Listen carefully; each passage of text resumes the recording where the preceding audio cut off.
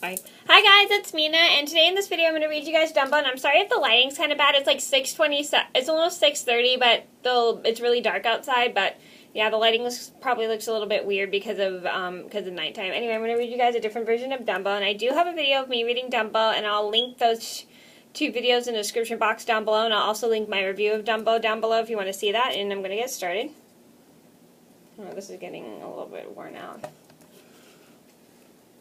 I only just did this because I had nothing else to do for a video.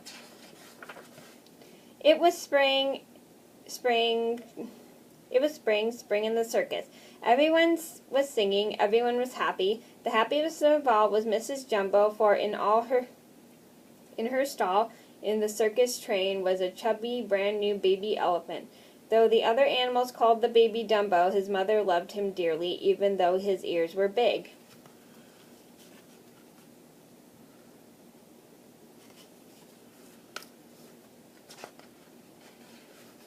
All aboard, shouted the ringmaster. After a long winter's rest, it was time to set out again on the open road. Toot, toot, whistled Casey Jr., the locomotive of the circus train, and with a jiggity jerk and a brisk puff, puff, off sped Casey Jones.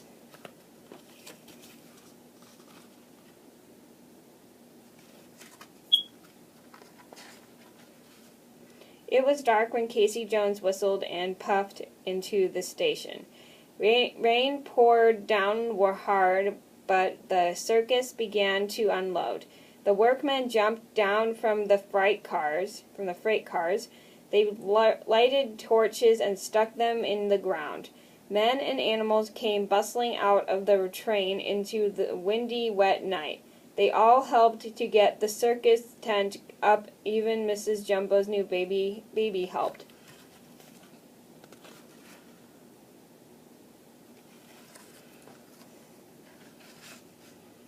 By morning, the rain had stopped. The tent was all set up, and the circus was busy getting ready for the big parade. The band played. Everyone fell in line.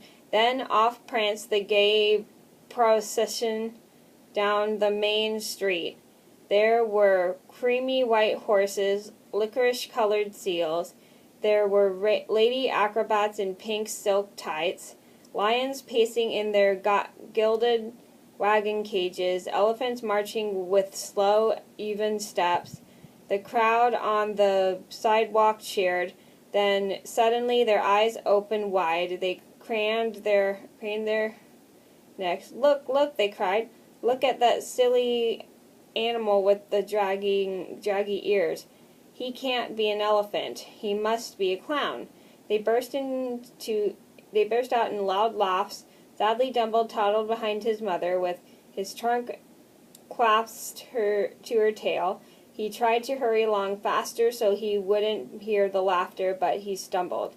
He tripped over his ears. Down he splashed into a puddle of mud. Now the crowds laughed even louder. Mrs. Jumbo scowled at them. She picked Dumbo up and carried him in her trunk the rest of the way.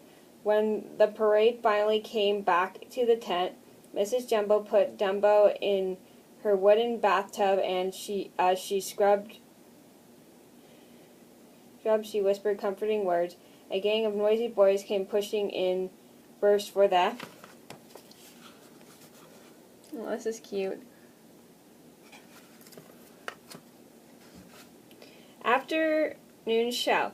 We want to see the elephant, they yelled. The one with the sailboat ears. Look, there he is. A boy grabbed one of Dumbo's ears and pulled it hard.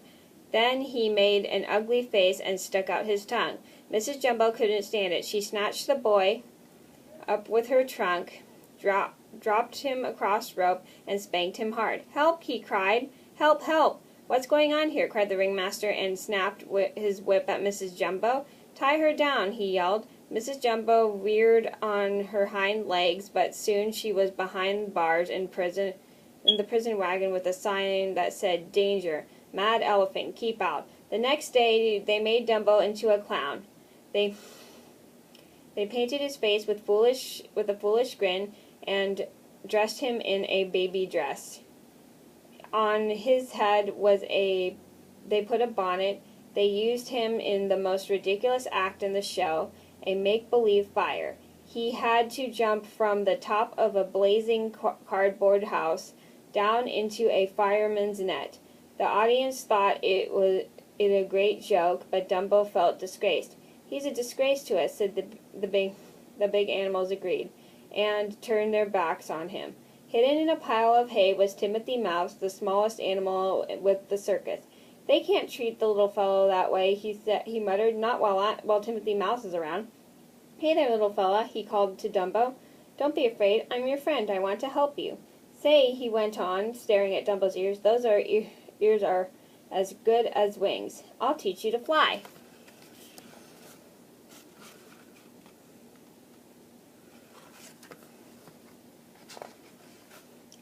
Quietly, Dumbo and Timothy crept out of the tent to Mother Jumbo. Dumbo told her about the clown act and how unhappy he was without her, and about the wonderful idea Timothy had for making him a success. Then sadly they said good night, and Timothy and Dumbo continued on their way. With Timothy as teacher, Dumbo practiced running and jumping and hopping. He tried slow and fast,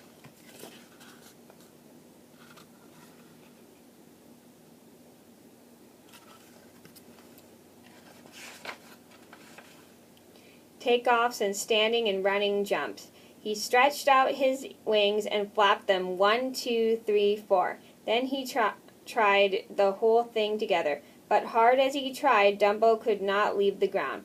At last, almost too tired to stand, the two friends gave up and started gloomily back toward the sleeping circus. "Don't worry, Dumbo," Timothy whispered as he curled up on Dumbo's hat brim for a good night's sleep. We'll have you flying yet." When the morning sun arose, Timothy was the first to awake. He blinked and looked up. Just above him, 4 old black crows sat and stared at him. Why, yawned Timothy, rubbing his eyes. "Where am I?" "You're up in our tree," snapped the crows crossly. "That's where you are." "Tree?" gasped Timothy. He looked around. Sure enough, there he was, sitting on a branch. He and Dumbo were up in a tree. The ground was far, far below. But how did we get here?" he stammered. "How?" crackled the crows. "You and the elephant just came flying up." "Flying!" Timothy yelled. Dumbo, wake up! Dumbo, we're up in a tree." "You flew here." Slowly Dumbo opened his eyes. He glanced down, he gulped. Then he struggled to his feet. But suddenly he slipped on the smooth black bark and fell. Down, down, down. He bounced from branch to branch, with Timothy clinging to his trunk. Plonk! They landed in a shallow pond just underneath the tree. The crows chuckled and cawed from above. Timothy scrambled up out of the water and wrung out Dumbo's tail. "Dumbo," he panted, "you can fly. If you can fly when you're asleep, you can fly when..."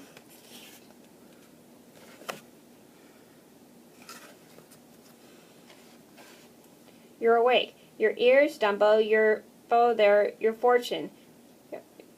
He grabbed one of Dumbo's wet ears and patted it. "You won't be a clown any more. You'll be famous, the only flying elephant in the whole wide world." And Timothy and Dumbo began all over again to practice flying. But it wasn't easy. Time after time, Dumbo tried to take off. Time after time, he sprawled out flat on his face. Soon the crows began to feel sorry for the little fellow. When Timothy told them all the sad things that had happened to Dumbo because of his ears, they flew down and offered to help. One of the crows took Timothy aside. Flying's just like swimming, he whispered. "It's just a matter of..."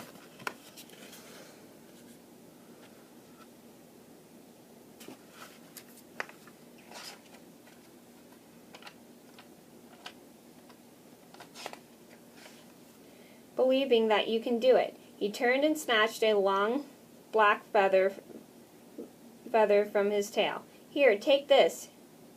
Tell the baby elephant it's a magic feather. Tell him if he holds it, he can fly." The boss crow winked and flew off.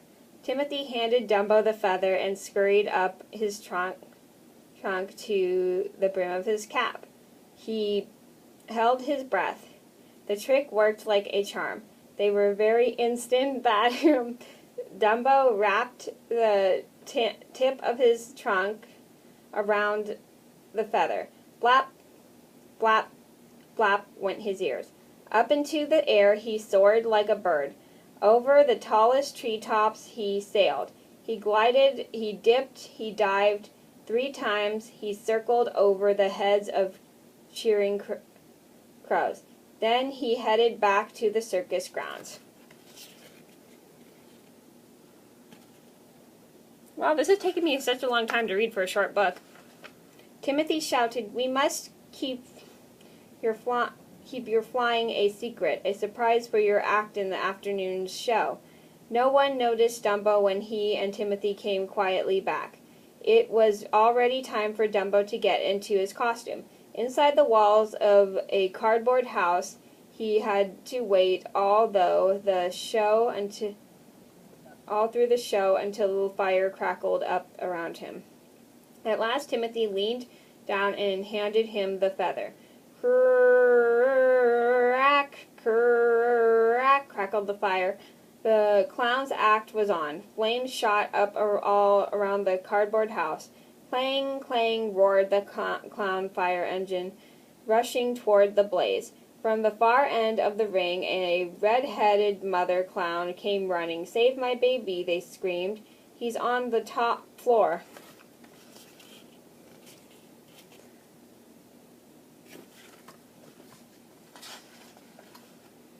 The firemen brought a big net and held it out. "Jump, my darling baby, jump!" shrieked the mother clown. Dumbo jumped, but as he flew, the black feather slipped from his trunk and floated away. Now his magic was gone, and Dumbo plunged down like a stone. Timothy saw the feather go. The feather's fake," he shouted frantically to Dumbo. "You can fly." Dumbo heard the shout and doubtfully spread his ears. Not 2 feet above the net, he stopped his plunge and swooped up into the air. A mighty gasp arose from the audience. They knew it couldn't be, but it was. Dumbo was flying. While the crowd roared its delight, Dumbo did power dives, loops, spins, and barrel rolls. He swooped down to pick up peanuts and squirted at a trunkful of water at the clowns. The keepers freed Mrs. Jumbo and brought her to the tent in triumph to see her baby fly. So all of Dumbo's worries had come to an end. By evening, Dumbo was a hero from coast to coast. Timothy became his manager and saw to it that Dumbo got a wonderful contract with a big salary and pension for his mother. The circus was renamed Dumbo's Flying Circus.